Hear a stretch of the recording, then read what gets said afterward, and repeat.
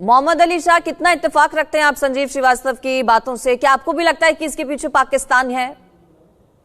नहीं, बिल्कुल मैं संजीव श्रीवास्तव की बात से बिल्कुल इत्तेफाक रखता हूँ। जी हाँ, मेरे को भी लगता है ऐसा कि ये पाकिस्तान इसके पीछे है, क्योंकि जहां पे भी हिंदुस्तान के फेवर में कहीं कुछ चीज नहीं आती तो पाकिस्तान उसमें कूद पड़ता है। और शर्म आनी चाहिए, उनके कल ही पेशावर में बम ब्लास्ट हुआ है उनकी मस्जिद में, उसके बावजूद भी इकोनॉमी से डूबे हुए हैं वो, फिर भी उसके बावजूद भी पिछले 6 महीने में इनने 1.2 बिलियन डॉलर की अमेरिकन की इंपोर्टेड गाड़ियां, इलेक्ट्रॉनिक गाड़ियां इन्होंने इंपोर्ट करी हैं अपने पाकिस्तान में। ये इनके लोग भूखे मर रहे हैं और यहाँ पे अमीर सादे जो हैं वो इंपोर्ट गाड़ियां ले रहे हैं। तो इनके इतना कुछ होने के बाद, इकोनॉमी डूबने के बाद, इनकी रिजर्व्स बल्कि 2 या 3 हफ्ते ज्यादा चलने नहीं वाले हैं, उसके बावजूद भी उग्रवाद के अंदर ये खालिस्तान वालों को सपोर्ट कर रहे हैं। ये इनको शर्म आनी चाहिए, इनको देखना चाहिए कि अपने गिरबान के अंदर झांक के ये कर क्या रहे हैं। आखिर तौर पे अपनी बर्बादी तो करेंगे, साथ में औरों की बर्बादी का भी ये बना रहे हैं प्रोग्राम।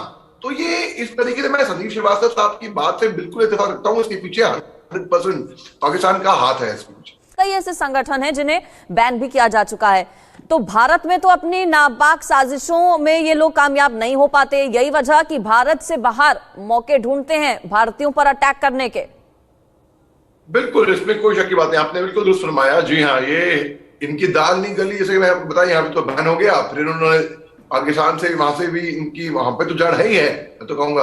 कनाडा में, अन्य देशों में अब पहुंचे ऑस्ट्रेलिया, क्योंकि ऑस्ट्रेलिया में इनको लगा कि ये एक तरीके से इनकी यहाँ पे दाल गल सकती है। लेकिन वहां पे जो इंडियन हाई कमिश्नर है मनप्रीत वोरा साहब, वो कतई नहीं होने देंगे, वो कैसे भी कर लेंगे, मगर वो होने ही देंगे ऐसा कि कहीं पे भी किसी हिंदुस्तान के साथ आगे आके बदसलूकी हो या इस तरीके का ट्रीटमेंट हो। तो बात ऐसी है कि ये सीक फॉर जस्टिस जो है, इन्हें नाम तो रखा हुआ है सीक फॉर जस्टिस, नाम कोई भी सुनेगा लगेगा सीक फॉर जस्टिस की जस्टिस दे रहेंगे। ऐसा कुछ नहीं है, ऐसा कुछ नहीं है। केवल इनके अंदर इंटरनल, इनके अंदर भी फूट है, इनके अंदर भी इंटरनल पॉलिटिक्स है वैसे। तो ये ग्रुप में लगता है कि अगर हम चाहें तो इसको अच्छी तरीके से, बड़े अच्छे से इनको फोड़ सकते हैं। इनको वाकई में इनकी इतनी ताकत नहीं, आगे नहीं बढ़ पाएंगे ज्यादा लंबाई। बिल्कुल। मेजर मोहम्मद अली शाह, अगर 2022 तक के आंकड़ों का मैं जिक्र करूं तो पूरी जो आबादी है ऑस्ट्रेलिया की, उसमें 3% जो हैं वो भारतीय हैं। करीब 7-7.5 लाख के करीब भारतीय जो हैं वो ऑस्ट्रेलिया में रहते हैं। इतनी बड़ी संख्या होने के बाद भी अगर सुरक्षा वहां पर नहीं मिल पा रही है भारतीयों को, तो इसे कैसे आप देखते हैं?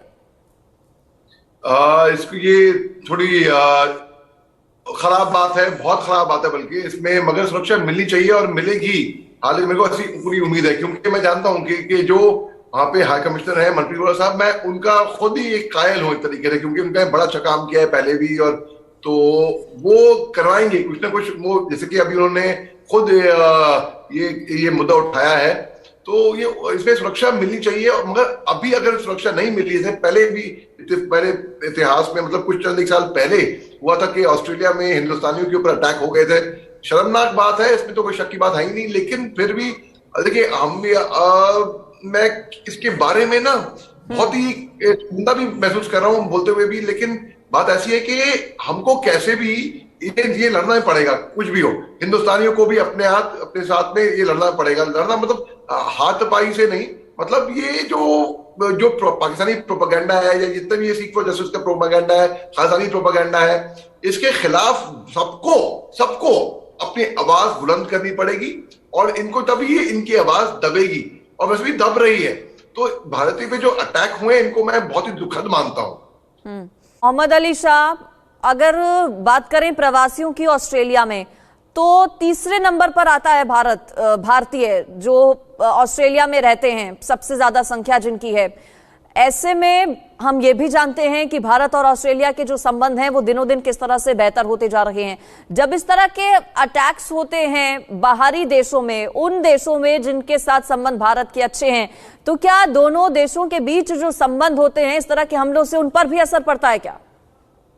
जी, आपका बड़ा अच्छा सवाल है। देखिए, हल्का सा फर्क पड़ता है, थोड़ा सा, लेकिन at the end of the larger picture में देखें तो हम चाहते हैं कि हमारे जो देशवासी हैं बाहर मुल्कों में महफूज रहें। मेरी खुद की कजन है वहां पे, मेरे ब्रदर लॉ वहां पे हैं, और मेरे बहुत से अन्य दोस्त वहां पे हैं, सिडनी में हैं, मेलबर्न में हैं, जो कि वहां पे बसे हुए हैं, वहां पे मतलब वो वहां पे काम कर रहे हैं वहां पे काफी टाइम से। तो इसमें क्या है कि हालांकि हम ये देख रहे हैं, जी हाँ, इसमें बहुत ही दुखद बात है कि अटैक हुआ, मगर एट द सेम टाइम हमारे जो भारतीय नागरिक हैं उनको अच्छी तरीके से वहां पे ऑस्ट्रेलिया में सलूक किया जाता जा रहा है उनके साथ। तो दोनों देशों के बीच में, रिश्तों के बीच में कहीं ना कहीं फर्क पड़ता है, लेकिन इतना गंभीर फर्क नहीं पड़ता है क्योंकि वो सब डिप्लोमेटिक रिलेशनशिप से रिजॉल्व कर दिया जाता है। एट द सेम टाइम जैसे कि एम्बेसडर लाइक मनप्रीत कौर जैसे वहां पे राजदूत हैं मनप्रीत कौर साहब, वो कॉग्निसेंस लेते हैं और इस बात को थोड़ा नीचे थोड़ा इसमें लोग आके उनकी पुलिस के, ऑस्ट्रेलिया पुलिस ने बताया कि दो सेपरेट इंसिडेंट हुए थे, एक 12:45 PM पे हुआ था और एक 4:30 PM पे हुआ था। तो दो अलग अलग घटनाएं एक ही दिन में, आप सोचिए। तो यानी कि ये चौंका देने वाली बात है, चिंताजनक बात है, बिल्कुल इसमें कोई शक की बात है ही नहीं। तो ये मगर at the end of the day I hope, मैं उम्मीद करता हूं, मैं कामना करता हूं कि हमारे सरकार और उनकी सरकार के बीच में, इसके बीच में दरार ना आए। मेजर मोहम्मद अली शाह, जैसा कि संजीव जी ने कहा, जो एंटी इंडिया एलिमेंट्स हैं बाहरी देशों में, खासतौर पर ऑस्ट्रेलिया का जिक्र चूंकि अभी हम कर रहे हैं, एडिशन भी हो रहा है ऐसे लोगों में, इस बात से भी इनकार नहीं किया जा सकता। और पाकिस्तान इसके पीछे, संजीव जी बता रहे हैं, हो सकता है पूरे तरीके से। तो कोशिशें लगातार दूसरी ओर से हो रही हैं, उन्हें नाकाम करने के लिए क्या अब इस तरफ से भी बड़े और सख्त कदम उठाए जाने की जरूरत है? क्योंकि पाकिस्तान में तो पहले ही लाले पड़े हुए रोटी के भी, लेकिन बावजूद इसके इस तरह की हरकतें पाकिस्तान की।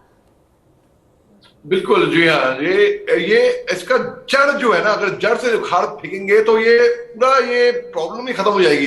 जैसे कि सीख फॉर जस्टिस के जो ताल्लुकात हैं, उनके जो हेड हैं, उनके जो पन्नू साहब के जो ताल्लुकात हैं, वो बिल्कुल ISI और पाकिस्तान और कहाँ का उग्रवाद भाई कहाँ उनके ताल्लुकात है, जैसे श्रीवास्तव साहब ने भी बिल्कुल सही फरमाया। तो ये बात ऐसी है कि ये पाकिस्तान तो खैर नासुर है, वो और चीन दो देश ऐसे हैं जो नासुर हैं, उनका तो कोई इलाज है ही नहीं, उनका तो वो वैसे ही रहेंगे, अब इनकॉरिजिबल जो कहेंगे तो एक तरीके से। तो अब बात ऐसी है कि जब तक इनकी, जैसे कि ये हमारे बीच में एक नैरेटिव करने की कोशिश कर रहे हैं, हालांकि ऐसा है नहीं, जैसे आपको मैंने बताया, हमारे देश जितने भी सिख हैं, पंजाब के लोग हैं, वो तो बिल्कुल देशभक्त हैं, देश प्रेमी हैं, बल्कि बहुत से लोग फौज के अंदर हैं। तो हिंदू विरोधी एजेंडा आखिर कौन ऑस्ट्रेलिया में चला रहा है, ये बड़ा सवाल है, और इस पर अब भारत सरकार का क्या एक्शन होगा ये देखना होगा। आप दोनों का बहुत शुक्रिया, मेजर मोहम्मद अली शाह और संजीव श्रीवास्तव, मेरे साथ जुड़ने के लिए, चर्चा में शामिल होने के लिए।